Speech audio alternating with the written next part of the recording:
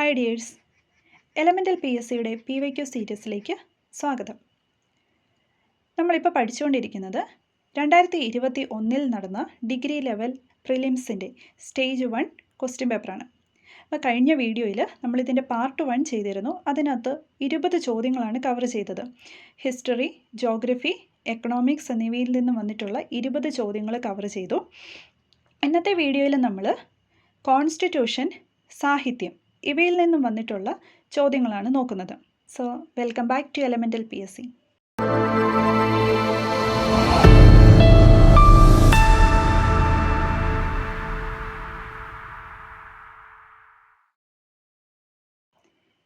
ഇരുപത്തൊന്നാമത്തെ ചോദ്യം: അത്യാഹിതം പ്രഖ്യാപിക്കുമ്പോൾ ആർട്ടിക്കിൾ 19 ഉറപ്പു നൽകുന്ന മൗലികാവകാശങ്ങൾ നിർത്തലാക്കുന്ന ആർട്ടിക്കിൾ ഏതാണ്? എന്താണ് ചോദ്യം? അത്യാഹിതം പ്രഖ്യാപിക്കുമ്പോൾ, അതായത് എമർജൻസി ടൈമിൽ ആർട്ടിക്കിൾ 19 ഉറപ്പു നൽകുന്ന മൗലികാവകാശങ്ങൾ നിർത്തലാക്കുന്ന ആർട്ടിക്കിൾ ഏതാണ്? എമർജൻസി പ്രഖ്യാപിക്കുന്ന സമയത്ത് ആർട്ടിക്കിൾ 19 ഉറപ്പ് നൽകുന്ന കുറേ മൗലികാവകാശങ്ങളുണ്ട്, അത് റദ്ദാക്കും. അപ്പോൾ ഈ റദ്ദാക്കുന്നത് ഏത് ആർട്ടിക്കിൾ പ്രയോഗിച്ചുകൊണ്ടാണ് എന്നാണ് ചോദ്യം. അതിൻ്റെ ആൻസർ ഓപ്ഷൻ സി ആണ്, ആർട്ടിക്കിൾ 358. അപ്പം ഇവിടെ ഒരു കാര്യം കൂടി ഓർക്കണം. ആർട്ടിക്കിൾ 19 സസ്പെൻഡ് ചെയ്യുന്നത് ആർട്ടിക്കിൾ 358 ഉപയോഗിച്ചുകൊണ്ടാണ്. അതുപോലെ തന്നെ ഈ മൗലികാവകാശങ്ങളിൽ ആർട്ടിക്കിൾ 20ഉം 21ഉം ഒഴികെയുള്ളതും റദ്ദാക്കും. 19 മാത്രമല്ല, 20ഉം 21ഉം ഒഴികെയുള്ള ആർട്ടിക്കിൾസും റദ്ദാക്കും. അപ്പോൾ അത് ഏത് ആർട്ടിക്കിൾ ഉപയോഗിച്ചുകൊണ്ടാണ് 20, 21ഉം ഒഴികെയുള്ള ബാക്കി മൗലികാവകാശങ്ങൾ റദ്ദ് ചെയ്യുന്നത്? ആർട്ടിക്കിൾ 359 ഉപയോഗിച്ചുകൊണ്ടാണ്. അപ്പോൾ ആർട്ടിക്കിൾ 19 റദ്ദാക്കുന്നത് ആർട്ടിക്കിൾ 358 ഉപയോഗിച്ചുകൊണ്ടും 20ഉം 21ഉം ഒഴികെയുള്ള മൗലികാവകാശങ്ങൾ റദ്ദാക്കുന്നത് ആർട്ടിക്കിൾ 359 ഉപയോഗിച്ചുകൊണ്ടാണ്. അപ്പോൾ ബാക്കി ഇനി ഏതാണ്? 352 എന്താണെന്ന് നോക്കാം, 356 എന്താണെന്ന് നോക്കാം. 352 ദേശീയ അടിയന്തരാവസ്ഥയാണ്. 356 നമ്മുടെ സ്റ്റേറ്റ് എമർജൻസി, സംസ്ഥാന അടിയന്തരാവസ്ഥ. 360 കൂടെയുണ്ട്, അത് സാമ്പത്തിക അടിയന്തരാവസ്ഥയാണ്. അടുത്ത ക്വസ്റ്റ്യൻ: താഴെ പറയുന്നവയിൽ ഏതാണ് ഇന്ത്യൻ ഭരണഘടനയുടെ കൺകറൻറ്റ് ലിസ്റ്റിൽ ഉള്ളത്? കൺകറൻറ്റ് ലിസ്റ്റിലുള്ള ഏതാണെന്ന് ചോദിച്ചിരിക്കുന്നത് അതേതാണ്? വർത്തമാന പത്രങ്ങളും പുസ്തകങ്ങളും അച്ചടി പ്രസ്സുകളുമാണ് കൺകറൻറ്റ് ലിസ്റ്റിലുള്ളത്. കൺകറൻറ്റ് ലിസ്റ്റിൽ പ്രത്യേകത എന്താണ്? അത് സ്റ്റേറ്റ് ഗവൺമെൻറ്റിനും അതുപോലെ തന്നെ നമ്മുടെ യൂണിയനും അതിനകത്ത് തീരുമാനങ്ങൾ എടുക്കാൻ പറ്റും. അപ്പോൾ വർത്തമാന പത്രങ്ങൾ, പുസ്തകങ്ങൾ, അച്ചടി പ്രസ്സുകൾ, ഇതാണ് കൺകറൻറ്റ് ലിസ്റ്റ്. ഇനി ഖനി, ധാതുക്കൾ ഇതൊക്കെയാണെങ്കിൽ യൂണിയൻ ലിസ്റ്റിലാണ്. ഉന്നത വിദ്യാഭ്യാസവും യൂണിയൻ ലിസ്റ്റിലാണ്. വാണിജ്യം, വ്യാപാരം ഇത് സ്റ്റേറ്റ് ലിസ്റ്റ്. ഇപ്പോൾ വാണിജ്യം, വ്യാപാരം സ്റ്റേറ്റ് ലിസ്റ്റ്, ഖനി, ധാതുക്കൾ യൂണിയൻ ലിസ്റ്റ്, ഉന്നത വിദ്യാഭ്യാസം യൂണിയൻ ലിസ്റ്റ്. അടുത്ത ക്വസ്റ്റ്യൻ: പൗരത്വം ഏറ്റെടുക്കൽ, അവസാനിപ്പിക്കൽ എന്നിവ സംബന്ധിച്ച ഭേദഗതിക്ക് ആവശ്യമായത്? പാർലമെൻറ്റിൻ്റെ ലളിതമായ ഭൂരിപക്ഷമാണ്. അതായത് ഓപ്ഷൻ എ ആണ് അതിൻ്റെ ആൻസർ. പൗരത്വം ഏറ്റെടുക്കൽ, അവസാനിപ്പിക്കൽ എന്നിവ സംബന്ധിച്ച ഭേദഗതിക്ക് ആവശ്യമായത് പാർലമെൻറ്റിൻ്റെ ലളിതമായ ഭൂരിപക്ഷം, അതായത് സിമ്പിൾ മജോറിറ്റി. കേവല ഭൂരിപക്ഷം എന്നും നമ്മൾ പറയും. അതെന്താണെന്ന് വെച്ച് കഴിഞ്ഞാൽ ഹൗസിൽ ഹാജരാകുകയും വോട്ട് ചെയ്യുകയും ചെയ്യുന്ന 50% അംഗങ്ങളുടെ ഭൂരിപക്ഷം. എന്താ പറഞ്ഞിരിക്കുന്നത്?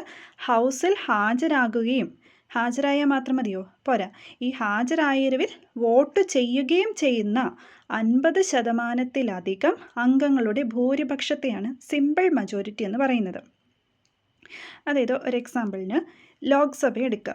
ലോക്സഭയിൽ ആകെ 545 അംഗങ്ങളിൽ 45 പേർ ഹാജരായില്ല.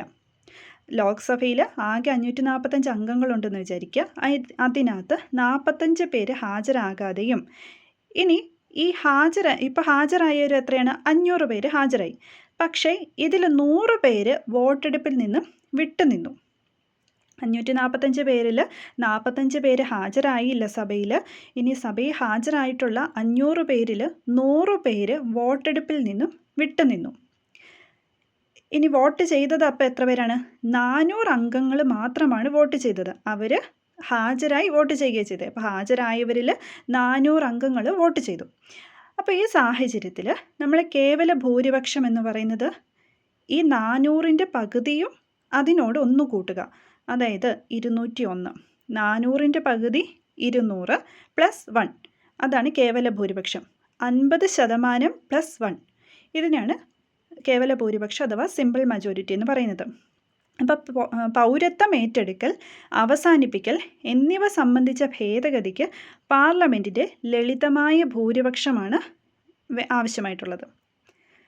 അടുത്ത ക്വസ്റ്റ്യൻ, ഇന്ത്യൻ ഭരണഘടനയിലെ സ്റ്റേറ്റ് പോളിസിയുടെ ഡയറക്റ്റീവ് തത്വങ്ങൾ ഇൻസ്ട്രുമെൻറ്റ്സ് ഓഫ് ഇൻസ്ട്രക്ഷൻ രേഖപ്പെടുത്തിയിരിക്കുന്നത്. ക്വസ്റ്റ്യൻ ഒന്നുകൂടെ വായിക്കാം. ഇന്ത്യൻ ഭരണഘടനയിലെ സ്റ്റേറ്റ് പോളിസിയുടെ ഡയറക്റ്റീവ് തത്വങ്ങൾ ഇൻസ്ട്രുമെൻറ്റ്സ് ഓഫ് ഇൻസ്ട്രക്ഷൻ രേഖപ്പെടുത്തിയിരിക്കുന്നത് ഏത് ആക്റ്റിലാണെന്നാണ് ചോദിച്ചിരിക്കുന്നത്. അപ്പോൾ എന്താണ് ഈ സ്റ്റേറ്റ് പോളിസി, ഡയറക്റ്റീവ് പ്രിൻസിപ്പിൾ? നമ്മൾ മാർഗനിർദ്ദേശക തത്വങ്ങൾ എന്ന് പറയുന്ന കാര്യമാണ് സ്റ്റേറ്റ് പോളിസിയുടെ ഡയറക്റ്റീവ് പ്രിൻസിപ്പിൾ എന്ന് പറയുന്നത്. Directive principles of state policy, DPSP എന്ന് നമ്മൾ പറയില്ലേ, അത് ശരിക്കും നമ്മൾ എവിടെ നിന്നാണ് കടമെടുത്തിരിക്കുന്നത്? 1935 ഇന്ത്യ ഗവൺമെൻറ് ആക്റ്റിൽ നിന്നുമാണ് നമ്മൾ കടമെടുത്തിരിക്കുന്നത്. അപ്പോൾ ഈ directive principles of state policy 1935 government of India ആക്റ്റിൽ നിന്ന് നമ്മൾ കടമെടുത്തു എന്ന് പറഞ്ഞപ്പോൾ ഈ ഗവൺമെൻറ് ഓഫ് ഇന്ത്യ ആക്റ്റിൽ ഈ ഇൻസ്ട്രക്ഷൻസില്ലേ, അത് ഇൻസ്ട്രുമെൻ്റ് ഓഫ് ഇൻസ്ട്രക്ഷൻ എന്ന പേരിലായിരുന്നു ഈ ആക്റ്റിനകത്തുണ്ടായിരുന്നത്. അത് പിന്നീട് 1950 നമ്മൾ കോൺസ്റ്റിറ്റ്യൂഷൻ ഉണ്ടാക്കിയപ്പോൾ അതിലേക്ക് directive principles of state policy എന്ന് പറഞ്ഞ് അതിനകത്ത് ഉൾപ്പെടുത്തി. അതായത് 1935 ഇന്ത്യ ഗവൺമെൻറ് ആക്റ്റിൽ ഇൻസ്ട്രുമെൻറ്റ്സ് ഓഫ് ഇൻസ്ട്രക്ഷൻ എന്ന് പറഞ്ഞ് കുറേ ഇൻസ്ട്രക്ഷൻസ് അതുണ്ടായിരുന്നു. അതിനെ നമ്മുടെ ഭരണഘടന 1950 നമ്മൾ ഭരണഘടന പുറത്തിറക്കിയപ്പോൾ അതിനകത്ത് directive principles of state policy എന്നും പറഞ്ഞ് ഇത് അഡാപ്റ്റ് ചെയ്തു. ഇതെന്തിനായിരുന്നു ഇവർ ഈ 35 ആക്റ്റ് കൊണ്ടുവന്നത്? ഇത് ഇഷ്യൂ ചെയ്തത് ബ്രിട്ടീഷ് ഗവൺമെൻറ് ആയിരുന്നു. ശരിക്കും ഒരു സെറ്റ് ഓഫ് ഗൈഡ് ലൈൻസ് ആണ്, കുറേ മാർഗനിർദ്ദേശങ്ങളാണ്. ഇത് ആർക്കാണ് കൊടുത്തത്? നമ്മുടെ ഇന്ത്യയിൽ പണ്ട് കോളനികളായിരുന്നു. അപ്പോൾ കോളനികളിൽ എന്തുണ്ട്? ഗവർണർമാരുണ്ട്. അപ്പോൾ ഈ ഗവർണർമാർക്ക് കുറേ മാർഗനിർദ്ദേശങ്ങൾ, അതായത് എങ്ങനെ നല്ലൊരു ഭരണം കാഴ്ചവെക്കാം എന്നതിന് കുറേ മാർഗനിർദ്ദേശങ്ങളുണ്ടായിരുന്നു. അതിനെയാണ് ഈ ഇൻസ്ട്രുമെൻറ്റ്സ് ഓഫ് ഇൻസ്ട്രക്ഷൻസ് എന്ന് പറഞ്ഞ് British government 1935 government of India ആക്റ്റിൽ ഇഷ്യൂ ചെയ്തത്. ഇത് പിന്നീട് നമ്മൾ 1950 നമ്മുടെ ഭരണഘടനയിലേക്ക് ഇൻകോർപ്പറേറ്റ് ചെയ്തു. 25ാമത്തെ ചോദ്യം, ഇന്ത്യൻ ഭരണഘടനയുടെ ഭേദഗതി പ്രകാരം ഇനി പറയുന്നവയിൽ ഏത് വാദമാണ് ശരിയല്ലാത്തത്? തെറ്റായ വാദം ഏതാണെന്ന് ചോദിച്ചിരിക്കുന്നത്. ഓപ്ഷൻ ഡി ആണ്. ഭരണഘടനാ ഭേദഗതി ബിൽ പാസാക്കാൻ ബുദ്ധിമുട്ടായ അവസരങ്ങളിൽ പാർലമെൻറ്റിൻ്റെ ഇരുസഭകളിലും സംയുക്ത മീറ്റിംഗ് നടത്താൻ വ്യവസ്ഥയുണ്ട്. ഇത് തെറ്റാണ്, അങ്ങനെയൊരു വ്യവസ്ഥയില്ല. അപ്പം എയും ബിയും സിയും ശരിയാണ്. ഭരണഘടനാ കൺവെൻഷനോ ഭരണഘടനാ അസംബ്ലിയോ പോലുള്ള ഒരു പ്രത്യേക ബോഡിക്ക് വ്യവസ്ഥയില്ല. ഭരണഘടനാ ഭേദഗതിക്ക് തുടക്കം കുറിക്കാനുള്ള അധികാരം പാർലമെൻറ്റിൻ്റേതാണ്. അതായത് സംസ്ഥാനങ്ങളിൽ നിയമസഭാ സമിതികൾ സൃഷ്ടിക്കുകയും നിർത്തലാക്കുകയും ചെയ്യുന്നത്. ഭരണഘടനാ ഭേദഗതി ചെയ്യാൻ ഒരു സമയപരിധി നിശ്ചയിച്ചിട്ടില്ല. അത് സംസ്ഥാന നിയമസഭകൾ അംഗീകരിക്കുകയോ നിരസിക്കുകയോ ചെയ്യാം. അപ്പം ഈ സംയുക്ത മീറ്റിംഗ് അഥവാ ജോയിൻറ്റ് സിറ്റിംഗ് അത് എപ്പോഴൊക്കെയാണ് നടത്തുന്നത്? ഓർഡിനറി ബില്ലുകൾക്കും ഫൈനാൻഷ്യൽ ബില്ലുകൾക്കുമാണ് joint sitting. Money bill, constitutional amendment bill ഇവയ്ക്കെന്തില്ല? ജോയിൻറ്റ് സിറ്റിംഗ് ഇല്ല. അടുത്ത ചോദ്യം, അഖിലേന്ത്യാ സേവനത്തിലെ അംഗങ്ങളുടെ സേവന വ്യവസ്ഥ നിർണ്ണയിക്കുന്നത്? ഓപ്ഷൻ സി ആണ്, ഇന്ത്യൻ പാർലമെൻറ്റ്. ഓൾ ഇന്ത്യ സർവീസിലെ അംഗങ്ങളുടെ സേവന വ്യവസ്ഥ നിർണ്ണയിക്കുന്നത് ആരാണ്? Indian parliament. സിവിൽ സർവീസുകാർക്ക് ഭരണഘടനാപരമായ സുരക്ഷ ഉറപ്പാക്കുന്നത് ഏത് ആർട്ടിക്കിൾ പ്രകാരമാണ്? B, article 311. സിവിൽ സർവീസുകാർക്ക് ഭരണഘടനാപരമായ സുരക്ഷ ഉറപ്പാക്കുന്ന ആർട്ടിക്കിൾ ഏതാണ്? ആർട്ടിക്കിൾ 311.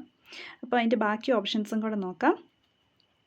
310 സിവിൽ സർവൻസിൻ്റെയും ഡിഫൻസ് സർവീസ് മെമ്പേഴ്സിൻ്റെയും കാലാവധി നിശ്ചയിക്കുന്ന ആർട്ടിക്കിളാണ് 310. സിവിൽ സർവൻസിൻ്റെയും ഡിഫൻസ് സർവീസ് മെമ്പേഴ്സിൻ്റെയും കാലാവധി നിശ്ചയിക്കുന്ന ആർട്ടിക്കിൾ 310. 312 എന്താണ്? പാർലമെൻറ്റിന് ഓൾ ഇന്ത്യ സർവീസും, അതായത് അതിനകത്ത് ഓൾ ഇന്ത്യ ജുഡീഷ്യൽ സർവീസ് ഉൾപ്പെടെ ഓൾ ഇന്ത്യ സർവീസ് ക്രിയേറ്റ് ചെയ്യാനുള്ള അധികാരം നൽകുന്ന ആർട്ടിക്കിളാണ് 312. പാർലമെൻറ്റിന് എന്ത് അധികാരമാണ് നൽകുന്നത്? ഓൾ ഇന്ത്യ സർവീസ് ക്രിയേറ്റ് ചെയ്യാനായിട്ട്. ഓൾ ഇന്ത്യ സർവീസിൽ ഓൾ ഇന്ത്യ ജുഡീഷ്യൽ സർവീസ് കൂടി ഇൻക്ലൂഡഡ് ആണ്. 315 UPSC ആൻഡ് PSC ഫോർമേഷനും അതിൻ്റെ ഫംഗ്ഷനും കാര്യങ്ങളെല്ലാം പറയുന്നതാണ് 315. 28ാമത്തെ ചോദ്യം, വിവരാവകാശ നിയമം 2005 പ്രകാരം അപേക്ഷകന് ഫീസ് ഇല്ലാതെ നൽകപ്പെടുന്നത്. ആൻസർ ഓപ്ഷൻ എ ആണ്, 1ഉം 2ഉം മാത്രം. അപേക്ഷകൻ ഒരു BPL വ്യക്തിയാണെങ്കിൽ അയാൾക്ക് എന്തില്ല? ഫീസ് കൊടുക്കേണ്ട കാര്യമില്ല. അതുപോലെ അപേക്ഷ നൽകി 30 ദിവസത്തിനുള്ളിൽ ഒരു പൊതു അതോറിറ്റി വിവരങ്ങൾ നൽകുന്നതിൽ പരാജയപ്പെട്ടാൽ അപേക്ഷകന് ഫീസില്ല. അപ്പോൾ എപ്പോഴൊക്കെയാണ് അപേക്ഷകൻ ഒരു BPL വ്യക്തിയാണെങ്കിൽ? രണ്ടാമത്തെ, അപേക്ഷ നൽകി 30 ദിവസത്തിനുള്ളിൽ, ആ ദിവസം ഓർത്തിരിക്കുക 30 ദിവസത്തിനുള്ളിൽ ഒരു പൊതു അതോറിറ്റി വിവരങ്ങൾ നൽകുന്നതിൽ പരാജയപ്പെടുന്നിടത്ത്. 29ാമത്തെ ചോദ്യം, താഴെ പറയുന്നവയിൽ ഏതാണ് ഉപഭോക്തൃ സംരക്ഷണ നിയമമനുസരിച്ച് ഉപഭോക്തൃ അവകാശമല്ലാത്തത്? ഓപ്ഷൻ സി ആണ്, വില പേശാനുള്ള അധികാരം. നമുക്ക് പോയി വില പേശാനായിട്ട് അധികാരമല്ല, അവകാശമില്ല. A, B, D അത് ശരിയാണ്. ഉപഭോക്തൃ അവകാശങ്ങളിൽ ഉൾപ്പെടുന്നവയാണ് എയും ബിയും ഡിയും. എ, തിരഞ്ഞെടുക്കാനുള്ള അവകാശം. ബി, ഉപഭോക്തൃ വിദ്യാഭ്യാസത്തിനുള്ള അവകാശം. ഡി, കേൾക്കാനുള്ള അവകാശം അല്ലെങ്കിൽ പ്രാതിനിധ്യത്തിനുള്ള അവകാശം. 30ാമത്തെ ചോദ്യം, ദേശീയ മനുഷ്യാവകാശ കമ്മീഷൻ എന്നാൽ എന്ത് തരം ബോഡിയാണെന്നാണ് ചോദിച്ചിരിക്കുന്നത്. ആൻസർ എ ആണ്, ഒരു സ്റ്റാറ്റ്യൂട്ടറി ബോഡിയാണ്. എന്താണ് സ്റ്റാറ്റ്യൂട്ടറി ബോഡിയും കോൺസ്റ്റിറ്റ്യൂഷണൽ ബോഡിയും? സ്റ്റാറ്റ്യൂട്ടറി ബോഡി എന്ന് വെച്ച് കഴിഞ്ഞാൽ ഒരു നിയമത്തെ അടിസ്ഥാനമാക്കി രൂപീകൃതമായ ഒരു സ്ഥാപനമാണ് സ്റ്റാറ്റ്യൂട്ടറി ബോഡി. പാർലമെൻറ്റ് പാസ്സാക്കിയ ഒരു നിയമത്തെ അടിസ്ഥാനമാക്കി നിലവിൽ വരുന്നത് സ്റ്റാറ്റ്യൂട്ടറി ബോഡി. അപ്പോൾ എന്തായിരിക്കും ഭരണഘടനാ ബോഡി? അതിനകത്ത് തന്നെയുണ്ടല്ലോ ഭരണഘടന. അതായത് ഭരണഘടനയിലെ ഒരു ആർട്ടിക്കിൾ അടിസ്ഥാനമാക്കി നിലവിൽ വന്നതാണ് ഭരണഘടനാ സ്ഥാപനം. ഈ സ്റ്റാറ്റ്യൂട്ടറി ബോഡി തന്നെയാണ് നിയമപരമായ സ്ഥാപനമെന്ന് മലയാളത്തിൽ പറയുന്നത്. അടുത്തത് നമ്മളിനി സാഹിത്യത്തിലേക്ക് കടക്കുകയാണ്. 31ാമത്തെ ചോദ്യം, കേരളം മണ്ണും മനുഷ്യരും എന്ന പുസ്തകം എഴുതിയത് ആര്? കേരളം മണ്ണും മനുഷ്യരും. ഇത് ആൻസർ സി ആണ്, ഡോക്ടർ TM തോമസ് ഐസക്. നമ്മുടെ മുൻ ധനകാര്യമന്ത്രിയായിരുന്ന നമ്മുടെ കമ്മ്യൂണിസ്റ്റ് നേതാവാണ് ഡോക്ടർ TM തോമസ് ഐസക്. അദ്ദേഹത്തിൻ്റെ 1989 കേരള സാഹിത്യ അക്കാദമി പുരസ്കാരം ലഭിച്ച കൃതിയാണ് കേരളം മണ്ണും മനുഷ്യരും. അപ്പം ഈ പുസ്തകത്തിൻ്റെ പ്രത്യേകത എന്താണ്? 1989 കേരള സാഹിത്യ അക്കാദമി പുരസ്കാരം ലഭിച്ചു. ഇദ്ദേഹത്തിൻ്റെ മറ്റ് ചില പുസ്തകങ്ങൾ കൂടി നോക്കാം. മരുപ്പച്ചകൾ ഉണ്ടാകുന്നത്, ദാരിദ്ര്യത്തിൻ്റെ അർത്ഥശാസ്ത്രം, വിമോചന സമരത്തിൻ്റെ കാണാപ്പുറങ്ങൾ, കരിയുന്ന കൽപ്പവൃക്ഷം, കീഴടങ്ങലിൻ്റെ അർത്ഥശാസ്ത്രം. ഇനിയും പുസ്തകങ്ങളുണ്ട്. അതിനകത്ത് ഏറ്റവും പ്രധാനപ്പെട്ടത് എന്ന് തോന്നിയതാണ് ഞാൻ പറയുന്നത്. മരുപ്പച്ചകൾ ഉണ്ടാകുന്നത്, ദാരിദ്ര്യത്തിൻ്റെ അർത്ഥശാസ്ത്രം, വിമോചന സമരത്തിൻ്റെ കാണാപ്പുറങ്ങൾ, കരിയുന്ന കൽപ്പവൃക്ഷം, കീഴടങ്ങലിൻ്റെ അർത്ഥശാസ്ത്രം. അപ്പോൾ നമുക്ക് ഓപ്ഷൻസ് കൂടി ഒന്ന് നോക്കാം. പി ഗോവിന്ദപിള്ള, ഇദ്ദേഹം മുൻ നിയമസഭാംഗമൊക്കെ ആയിരുന്നു. ഇദ്ദേഹത്തിൻ്റെ ഒരു പുസ്തകമാണ് മാർക്സിസ്റ്റ് സൗന്ദര്യശാസ്ത്രം ഉത്ഭവവും വളർച്ചയും. മാർക്സിസ്റ്റ് സൗന്ദര്യശാസ്ത്രം ഉത്ഭവവും വളർച്ചയും 1987 കേരള സാഹിത്യ അക്കാദമി പുരസ്കാരം ലഭിച്ച കൃതിയാണ് ഈ മാർക്സിസ്റ്റ് സൗന്ദര്യശാസ്ത്രം ഉത്ഭവവും വളർച്ചയും എന്നത്. ഇദ്ദേഹം വിവർത്തനം ചെയ്തൊരു പുസ്തകമാണ് കാട്ടുകടന്നൽ. മറ്റൊരു പുസ്തകം ഇസങ്ങൾക്കിപ്പുറം. EMSുമായി ചേർന്നെഴുതിയ പുസ്തകമാണ് ഗ്രാംഷിയൻ വിചാര വിപ്ലവം. ആരുമായിട്ടാണ്? EMS നമ്പൂതിരിപ്പാടുമായി ചേർന്ന് പി ഗോവിന്ദപിള്ള രചിച്ച പുസ്തകം ഏതാണ്? ഗ്രാംഷിയൻ വിചാര വിപ്ലവം. അതുപോലെ തന്നെ സി ഭാസ്കരനുമായി ചേർന്ന് എഴുതിയ 2 പുസ്തകങ്ങളുണ്ട്.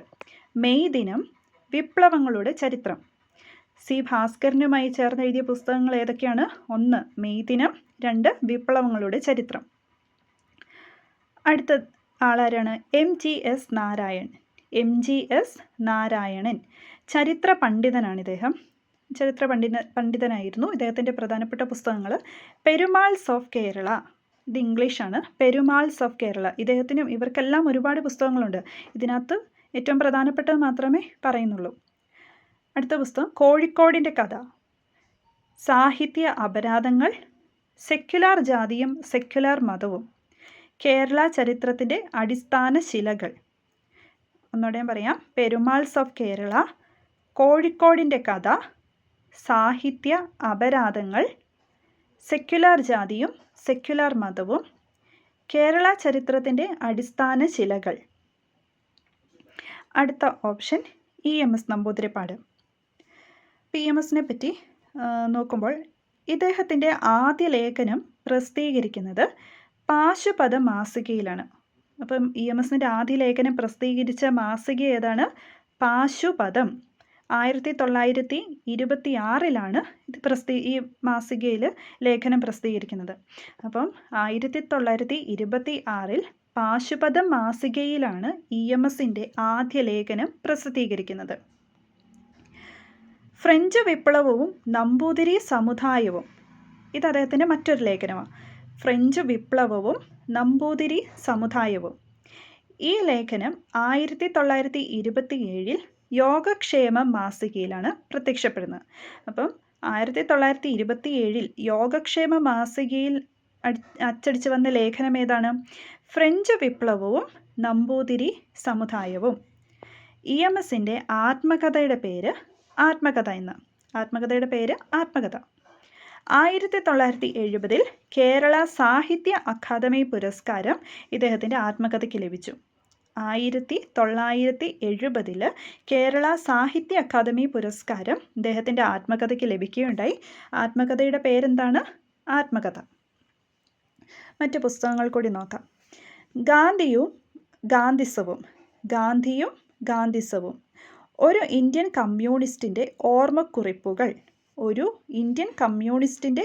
ഓർമ്മക്കുറിപ്പുകൾ, മുൻ മുഖ്യമന്ത്രിയുടെ ഓർമ്മക്കുറിപ്പുകൾ, വായനയുടെ ആഴങ്ങളിൽ, കേരളം മലയാളികളുടെ മാതൃഭൂമി, ഏഷ്യൻ ഡയറി. ഇതൊക്കെ EMSൻ്റെ പുസ്തകങ്ങളാണ്. EMSനും ഒരുപാട് പുസ്തകങ്ങളുണ്ട്. EMSൻ്റെ ഒരു ജീവചരിത്രമുണ്ട്, അറിയപ്പെടാത്ത EMS. ഇതെഴുതിയത് അപ്പുക്കുട്ടൻ വള്ളിക്കുന്ന്.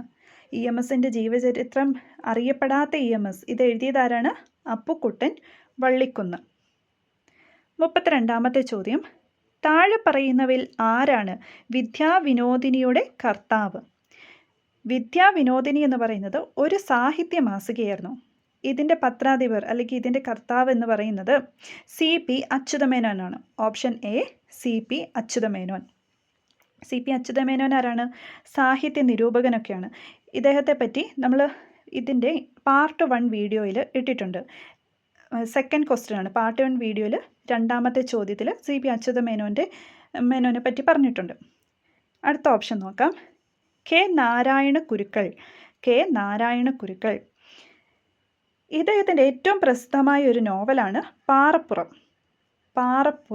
ഈ പാറപ്പുറത്തിന് ഒരു പ്രത്യേകതയുണ്ട്. എന്താണെന്ന് വെച്ചാൽ മലയാളത്തിലെ ആദ്യത്തെ രാഷ്ട്രീയ നോവലാണ് പാറപ്പുറം. ഇപ്പോൾ കെ നാരായണ കുരുക്കൾ രചിച്ച പാറപ്പുറം നോവൽ, ഇതിൻ്റെ പ്രത്യേകത എന്താണ്? മലയാളത്തിലെ ആദ്യത്തെ രാഷ്ട്രീയ നോവൽ. മറ്റു നോവലാണ് ഉദയഭാനു, സത്യാഗ്രഹി. പിന്നെ ഉള്ള അദ്ദേഹത്തിൻ്റെ കൃതികൾ മൗനചന്ദ്രിക, ജ്യോതിഷ്മതി, ജ്ഞാനസുധ. ഉദയഭാനു, സത്യാഗ്രഹി, മൗനചന്ദ്രിക, ജ്യോതിഷ്മതി, ജ്ഞാനസുധ. അടുത്തത് കെ ദാമോദരൻ ആരാണ്? കേരള മാർക്സ് എന്നാണ് അദ്ദേഹത്തിൻ്റെ വിശേഷണം. കെ ദാമോദരൻ്റെ വിശേഷണമാണ് കേരള മാർക്സ്. മാർക്സിസ്റ്റിൻ്റെ മാർക്സിലെ അത് കേരള മാർക്സ്. ഇദ്ദേഹത്തിൻ്റെ ഏറ്റവും പ്രസിദ്ധമായൊരു നാടകമാണ് പാട്ടബാക്കി. പാട്ടബാക്കി എന്ന നാടകം രചിച്ചത് കെ ദാമോദരൻ. നവയുഗം വാരികയുടെ പത്രാധിപരായിരുന്നു. നവയുഗം വാരിക. ഇദ്ദേഹത്തിൻ്റെ മറ്റൊരു നാടകമാണ് രക്തപാനം. രക്തപാനം കെ ദാമോദരൻ ഇ എം എസുമായിട്ട് ചേർന്ന് രചിച്ച പുസ്തകമാണ് ഏത്? റഷ്യൻ വിപ്ലവം. മറ്റ് കൃതികളാണ് മനുഷ്യൻ, ഉറുപ്പിക, ഭാരതീയ ചിന്താ പരമ്പര. ഇതൊരു ഹിന്ദി കൃതിയാണ്, ഭാരതീയ ചിന്താ പരമ്പര. പിന്നെ കുറച്ച് ചെറുകഥകളുണ്ട്. ജവഹർലാൽ നെഹ്റു, ഏകവഴി, കണ്ണുനീർ. ഇത് മൂന്നും ഇദ്ദേഹത്തിൻ്റെ ചെറുകഥകളാണ്. ജവഹർലാൽ നെഹ്റു, ഏകവഴി, കണ്ണുനീർ. അടുത്തത് കല്ലൂർ ഉമ്മൻ ഫിലിപ്പോസ്. കല്ലൂർ ഉമ്മൻ ഫിലിപ്പോസ് മലയാളത്തിലെ ആദ്യ നാടകകൃതിയായ ആൾമാറാട്ടത്തിൻ്റെ കർത്താവാണ് കല്ലൂർ ഉമ്മൻ ഫിലിപ്പോസ്. അപ്പോൾ കല്ലൂർ ഉമ്മൻ ഫിലിപ്പോസിൻ്റെ പ്രത്യേകത എന്താണ്? മലയാളത്തിലെ ആദ്യ കൃതിയായ ആൾമാറാട്ടത്തിൻ്റെ കർത്താവ്. അപ്പം മലയാളത്തിലെ ആദ്യ നാടകകൃതി ഏതാണ്? ആൾമാറാട്ടം. ഈ ആൾമാറാട്ടത്തിൻ്റെ പ്രത്യേകത എന്താണെന്ന് വെച്ചാൽ ഷേക്സ്പിയറുടെ കോമഡി ഓഫ് എറേഴ്സിൻ്റെ പരിഭാഷയാണ് ആൾമാറാട്ടം. അപ്പം ആൾമാറാട്ടം എന്ന് പറയുന്ന നാടകകൃതിയുടെ പ്രത്യേകത എന്താണ്? ഷേക്സ്പിയറിൻ്റെ കോമഡി ഓഫ് എറേഴ്സിൻ്റെ പരിഭാഷയാണ്. അപ്പോൾ ഇത് രചിച്ചത് ആരാണ്? കല്ലൂർ ഉമ്മൻ ഫിലിപ്പോസ്. പശ്ചിമ താരക പത്രത്തിൻ്റെ പത്രാധിപരായിരുന്നു കല്ലൂർ ഉമ്മൻ ഫിലിപ്പോസ്. ഏത് പത്രമാണ്? പശ്ചിമ താരക പത്രം. മലയാളത്തിലെ ആദ്യ നാടകകൃത്തായും അറിയപ്പെടുന്നത് കല്ലൂർ ഉമ്മൻ ഫിലിപ്പോസാണ്. ഇദ്ദേഹത്തിൻ്റെ മറ്റ് കൃതികൾ നോക്കാം. അമരകോശ പ്രദീപിക, ശബ്ദദീപിക. അമരകോശ പ്രദീപിക, ശബ്ദദീപിക. 33ാമത്തെ ചോദ്യം. സംഗീത നൈഷാദം ബന്ധപ്പെട്ടിരിക്കുന്നത്. സംഗീത നൈഷാദം ബന്ധപ്പെട്ടിരിക്കുന്നത് അത് ആരുമായിട്ടാണ് ബന്ധപ്പെട്ടിരിക്കുന്നത്? ടി.സി. അച്യുതമേനോൻ. അപ്പോൾ സംഗീത നൈഷാദം ബന്ധപ്പെട്ടിരിക്കുന്നത് ടി.സി. അച്യുതമേനോനാണ്. ഈ സംഗീത നൈഷാദത്തിനൊരു പ്രത്യേകതയുണ്ട്. എന്താണ്? മലയാളത്തിൻ്റെ ആദ്യത്തെ സംഗീത നാടകമാണ് സംഗീത നൈഷാദം. അപ്പോൾ സംഗീത നൈഷാദത്തിൻ്റെ പ്രത്യേകത എന്താണ്? മലയാളത്തിൻ്റെ ആദ്യത്തെ സംഗീത നാടകം. മലയാള നാടകത്തിലെ ആദ്യത്തെ നടിയായിരുന്നു കാവമ്മ. അപ്പം ഈ കാവമ്മയുടെ നിർദ്ദേശപ്രകാരമാണ് ടി.സി. അച്യുതമേനോൻ സംഗീത നൈഷാദം രചിച്ചത്. അപ്പം മലയാള നാടകത്തിലെ നമ്മുടെ ഏറ്റവും ആദ്യത്തെ ഒരു നടി, മലയാള നാടകത്തിലെ ആദ്യത്തെ നടിയായിരുന്നു കാവമ്മ എന്ന് പറയുന്ന ഒരു വ്യക്തി. അപ്പോൾ ഈ കാവമ്മ പറഞ്ഞിട്ടാണ് അച്യുതമേനോൻ ഈ സംഗീത നൈഷാദം രചിക്കുന്നത്. സംഗീത നൈഷാദം മലയാളത്തിൻ്റെ ആദ്യത്തെ സംഗീത നാടകമാണ്. കാവമ്മ സ്റ്റേജിലൊക്കെ ഇങ്ങനെ പ്രോഗ്രാം ചെയ്യുമ്പോൾ ആൾക്കാർ ഈ സംഗീതത്തെ, ഈ നാടകത്തിനിടയ്ക്ക് വരുന്ന സംഗീതം ഒരുപാട് ആസ്വദിക്കുന്നതായിട്ട് കണ്ടു. അപ്പോഴാണ് കാവമ്മയ്ക്ക് അങ്ങനെ ഒരു ഐഡിയ വന്നത്. അന്നേരം നമ്മുടെ ഈ ടി.സി. അച്യുതമേനോനോട് ഒരു സംഗീത നാടകം രചിക്കാൻ പറയുകയുണ്ടായി. അങ്ങനെ സംഗീത നൈഷാദം ഉടലെടുത്തു. ഇദ്ദേഹത്തിൻ്റെ വാരികകളാണ് സുപ്രഭാതം, ചിത്രഭാനു, ഭാരതി. സുപ്രഭാതം, ചിത്രഭാനു, ഭാരതി. ഇത് മൂന്നും ഇദ്ദേഹത്തിൻ്റെ വാരികകളാണ്. അതുപോലെ തന്നെ ആട്ടക്കഥയാണ് ഹരിഹര ചരിതം. ടി.സി. അച്യുതമേനോൻ്റെ ആട്ടക്കഥ ഏതാണ്? ഹരിഹര ചരിതം. ഇദ്ദേഹം ഒരുപാട് നാടകങ്ങൾ എഴുതിയിട്ടുണ്ട്. പക്ഷെ 4 എണ്ണമേ പ്രസിദ്ധീകരിച്ചിട്ടുള്ളൂ. ആ 4 എണ്ണം കൂടെ ജസ്റ്റ് ഒന്ന് നോക്കാം. നമ്മൾ ഒന്ന് പറഞ്ഞു സംഗീത നൈഷാദം. അടുത്തതാണ് സംഗീത ഹരിശ്ചന്ദ്ര ചരിതം. സംഗീത ഹരിശ്ചന്ദ്ര ചരിതം. ജനാവാ പർവം, അവസാന പ്രസ്താവന. അപ്പോൾ ഏതൊക്കെയാണ് 4 സംഗീത നൈഷാദം, സംഗീത ഹരിശ്ചന്ദ്ര ചരിതം, ജനാവാ പർവം, അവസാന പ്രസ്താവന. ഇതെല്ലാം കാണാതെ പഠിക്കേണ്ട കാര്യമില്ല. നമ്മൾ ജസ്റ്റ് ഒന്ന് കേട്ടിരിക്കുകയാണെങ്കിൽ എപ്പോഴെങ്കിലും നമുക്ക് എക്സാമിന് ഇതൊക്കെ ചോദിച്ചു കഴിഞ്ഞാൽ ഓപ്ഷൻസിൽ ഇതൊക്കെ കണ്ടു കഴിഞ്ഞാൽ അന്നേരം ഒന്ന് സ്ട്രൈക്ക് ചെയ്തോളൂ. അപ്പോൾ ഇതൊക്കെ കേട്ടിരിക്കുക, അല്ലെങ്കിൽ ജസ്റ്റ് ഒന്ന് കുറിച്ചിടുക. കാണാതെ പഠിക്കണമെന്ന് ഇല്ല. അതൊക്കെ അവനവൻ്റെ ഒരു യുക്തി അനുസരിച്ച് ചെയ്യുക. ഇതെല്ലാം കൂടെ കാണാതെ പഠിക്കാൻ നമുക്ക് പറ്റത്തില്ലല്ലോ. അപ്പം അടുത്തൊന്ന് നോക്കാം. പോഞ്ഞിക്കര റാഫി. ഇദ്ദേഹം ഒരു നോവലിസ്റ്റായിരുന്നു, ചരിത്ര ഗവേഷകനൊക്കെയായിരുന്നു. നോവലിസ്റ്റും ചരിത്ര ഗവേഷകനൊക്കെയായിരുന്നു പോഞ്ഞിക്കര റാഫി. ഇദ്ദേഹത്തിൻ്റെ ഒരു പ്രസിദ്ധമായ നോവലുണ്ട് ദേവദൂതൻ. ഈ ദേവദൂതൻ്റെ പ്രത്യേകത എന്താണെന്ന് വെച്ച് കഴിഞ്ഞാൽ ബോധത്തിൻ്റെ ആഖ്യാന ശൈലിയിൽ എഴുതിയ ആദ്യത്തെ മലയാള നോവൽ. ബോധത്തിൻ്റെ ആഖ്യാന ശൈലിയിൽ എഴുതിയ ആദ്യത്തെ മലയാള നോവലാണ് ദൈവദൂതൻ. ദേവദൂതനല്ല, ദൈവദൂതൻ എന്ന് പറയുന്നത്. ഓറ പ്രോ നോബിസ്, ഇതൊരു ചരിത്ര നോവലാണ്. ഇദ്ദേഹത്തിൻ്റെ പോഞ്ഞിക്കര റാഫിയുടെ ഒരു ചരിത്ര നോവലാണ് ഓറ പ്രോ നോബിസ്. പിന്നെ 1972 വിവിധ കൃതികൾക്കുള്ള കേരള സാഹിത്യ അക്കാദമി അവാർഡ് ഈ പോഞ്ഞിക്കര റാഫിക്ക് കിട്ടിയിട്ടുണ്ട്. 1972 വിവിധ കൃതികൾക്ക് കേരള സാഹിത്യ അക്കാദമി അവാർഡ് ലഭിച്ചിട്ടുണ്ട്. ഇദ്ദേഹത്തിൻ്റെ ഭാര്യയുമായി ചേർന്ന് കലിയുഗം, ശുക്രദശയുടെ ചരിത്രം എന്നിങ്ങനെ കൃതികൾ രചിച്ചിട്ടുണ്ട്. കലിയുഗം, ശുക്രദശയുടെ ചരിത്രം. പാപികൾ എന്ന കൃതിയും പോഞ്ഞിക്കര റാഫിയുടേതാണ്. PK കൊച്ചീപ്പൻ തരകൻ, ഇദ്ദേഹം പത്രപ്രവർത്തകനും എഴുത്തുകാരനുമൊക്കെയായിരുന്നു. വർഗീസ് മാപ്പിളയുടെ മരണശേഷം ഭാഷാഭൂഷണി മാസികയുടെ പ്രവർത്തന ചുമതലയൊക്കെ ഇദ്ദേഹം ഏറ്റെടുത്തിരുന്നു. ഇദ്ദേഹത്തിൻ്റെ പ്രധാനപ്പെട്ട നാടകങ്ങളാണ് മറിയാമ്മ, മധുവർജനം. ഏതൊക്കെയാണ്? മറിയാമ്മ, മധുവർജനം. നോവലാണ് ബാലികാ സദനം. അടുത്തത് ജോർജ് മാത്തൻ. ഇദ്ദേഹത്തിൻ്റെ പ്രത്യേകത മലയാളിയായ ആദ്യ മലയാള ഭാഷാ വ്യാകരണകർത്താവാണ്. മലയാളിയായ ആദ്യ മലയാള ഭാഷാ വ്യാകരണകർത്താവ്. ജ്ഞാനനിക്ഷേപം, ഇത് അദ്ദേഹത്തിൻ്റെ പത്രാധിപത്യത്തിൽ പുറത്തിറങ്ങിയ മലയാള പത്രമാണ്. അപ്പോൾ ഈ ജോർജ് മാത്തൻ്റെ നേതൃത്വത്തിൽ പുറത്തിറങ്ങിയ മലയാള പത്രമാണ് ജ്ഞാനനിക്ഷേപം. ഇതാണ് ലക്ഷണമൊത്ത ആദ്യ മലയാള പത്രം എന്ന് പറയുന്നത്. ജ്ഞാനനിക്ഷേപം പ്രത്യേകത എന്താണ്? ലക്ഷണമൊത്ത ആദ്യ മലയാള പത്രം. ഇതിൻ്റെ പത്രാധിപൻ ആരാണ്? ജോർജ് മാത്തൻ. നമ്മൾ പറഞ്ഞു മലയാളിയായ ആദ്യ മലയാള ഭാഷാ വ്യാകരണകർത്താവാണ് ആര്? ജോർജ് മാത്തൻ എന്ന്. അപ്പോൾ ഇദ്ദേഹത്തിൻ്റെ വ്യാകരണ ഗ്രന്ഥം ഏതാണ്? മലയാഴ്മയുടെ വ്യാകരണം. 1863 പ്രസിദ്ധീകരിക്കപ്പെടുന്നത്. മലയാഴ്മയുടെ വ്യാകരണം. നമ്മുടെ ഹെർമൻ ഗുണ്ടർട്ട് വ്യാകരണ പുസ്തകമൊക്കെ ആദ്യത്തെ വ്യാകരണ പുസ്തകം ഇറക്കിയായിരുന്നു. പക്ഷേ അതിന് മുന്നേ തന്നെ ഈ മലയാഴ്മയുടെ വ്യാകരണം അത് എഴുത്തു പൂർത്തീകരിച്ചിരുന്നു. എന്നാൽ ഇത് പ്രസിദ്ധീകരിക്കപ്പെടുന്നത് ഹെർമൻ ഗുണ്ടർട്ട് വ്യാകരണ ഗ്രന്ഥമൊക്കെ പ്രസിദ്ധീകരിച്ചതിന് ശേഷമാണ്. മലയാഴ്മയുടെ വ്യാകരണം 1863. മറ്റ് കൃതികൾ നോക്കാം. വേദസംയുക്തി, സത്യവാദഖേടം, മറുജന്മം, ഇതൊക്കെയാണ് ഇദ്ദേഹത്തിൻ്റെ കൃതികൾ. അടുത്ത ചോദ്യം നോക്കാം.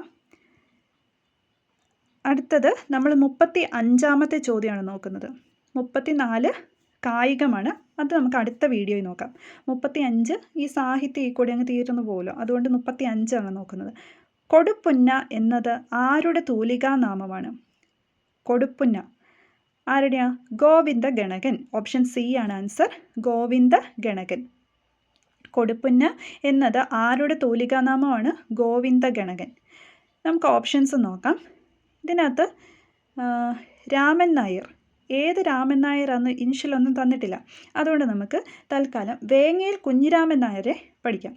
വേങ്ങയിൽ കുഞ്ഞിരാമൻ നായരുടെ തൂലികാനാമമാണ് കേസരി. വേങ്ങയിൽ കുഞ്ഞിരാമൻ നായർ. അതുപോലെ തന്നെ ഇദ്ദേഹം വജ്രസൂചി, വജ്രബാഹു എന്നീ പേരുകളിലും എഴുതിയിട്ടുണ്ട്. ഇപ്പോൾ കേസരി, വജ്രസൂചി, വജ്രബാഹു ഇതെല്ലാം ആരാണ്? വേങ്ങയിൽ കുഞ്ഞിരാമൻ നായർ. കൃഷ്ണപിള്ളയ്ക്കും ഇൻഷ്യൽ തരാത്തതുകൊണ്ട് നമുക്ക് ഒരു 3 കൃഷ്ണപിള്ളമാരെ പഠിക്കാം.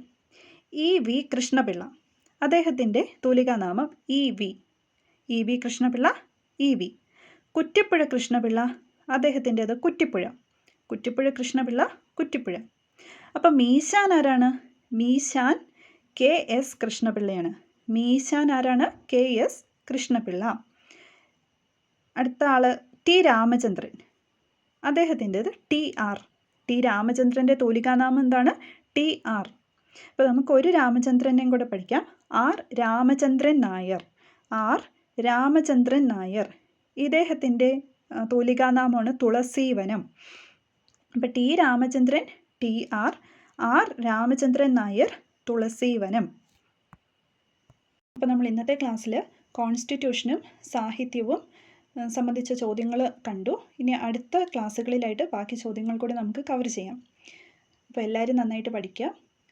പഠിച്ചു തുടങ്ങുമ്പോൾ തന്നെ പ്രീവിയസ് ഇയർ ക്വസ്റ്റ്യൻ പേപ്പേഴ്സ് കൂടി ചെയ്തു പോകുന്നത് ഏറ്റവും ഉപകാരപ്രദമായിരിക്കും. കാരണം നമുക്ക് ഏതൊക്കെ ടൈപ്പ് ക്വസ്റ്റ്യൻസ് ആണ് എക്സാമിന് ചോദിക്കുന്നതെന്നൊക്കെ മനസ്സിലാക്കി തന്നെ നമുക്ക് പഠിക്കാൻ പറ്റും.